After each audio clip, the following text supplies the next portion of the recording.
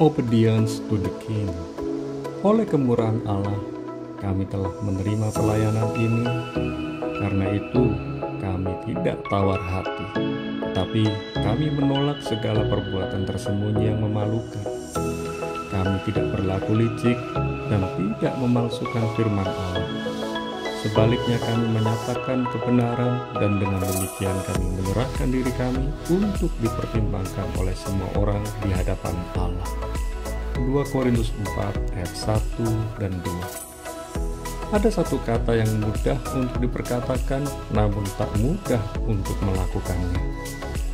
Kata itu adalah obedience atau ketaatan. Kata obedience yang merupakan kata benda dalam Merriam-Webster Dictionary memiliki arti quality or state of being obedient, yaitu kualitas atau kesetiaan untuk taat.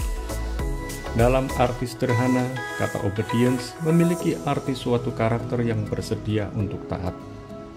Jadi, obedience to the king adalah ketaatan kepada sang raja. Apakah ketaatan itu merupakan hal yang relevan di zaman now? Mengapa kita harus memiliki ketaatan kepada sang raja? Bagaimana cara untuk hidup dalam ketaatan kepada sang raja? Yang pertama, ketaatan itu hal yang relevan. Ketaatan bukanlah bentuk perbudakan. Ketaatan juga bukan merupakan hal yang kuno dan tidak mengikuti perkembangan zaman.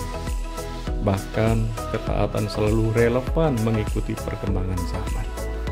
Kita diberi pilihan oleh sang raja untuk taat kepada sang raja atau memilih kehendak kita sendiri.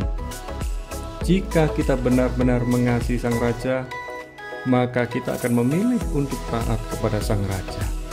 Ketahuilah bahwa tanpa ketaatan kita menjadi liar. Namun dengan ketaatan kita menjadi terdidik, terpimpin, terarah, dan teratur. Maukah Anda taat kepada sang raja? Yang kedua, kasih menghasilkan ketaatan. Tahukah Anda bahwa ketaatan bukanlah hasil pemaksaan kehendak? Ketaatan sejati tidak dihasilkan dari pemaksaan kehendak. Ketaatan sejati dihasilkan dari kasih kita kepada sang raja. Kita bisa saja berpura-pura taat kepada sang raja, namun kita tidak bisa menipu diri kita sendiri. Jika kita tidak memiliki kasih kepada sang raja, maka ketaatan kita adalah ketaatan palsu. Ketaatan diuji oleh berbagai ujian dan tantangan kehidupan. Jika fokus kehidupan kita adalah menyenangkan hati sang raja, maka kita akan berani menghadapi setiap ujian dan tantangan kehidupan. Salah satu bentuk ketaatan kita kepada sang raja adalah berani mengaku Yesus Kristus sebagai Allah, Tuhan, Raja, dan Juru Selamat kehidupan kita. Sudahkah Anda benar-benar taat kepada sang raja? Yang ketiga, lakukan ketaatan dengan sukacita. Orang yang bersukacita adalah orang yang menikmati kasih Tuhan dalam hidupnya. Orang yang bersukacita adalah orang yang dapat bersyukur dalam kehidupannya. Orang yang bersukacita adalah orang yang memiliki kemauan untuk menundukkan diri dengan sukarela. Sudahkah Anda taat kepada sang raja dengan penuh sukacita?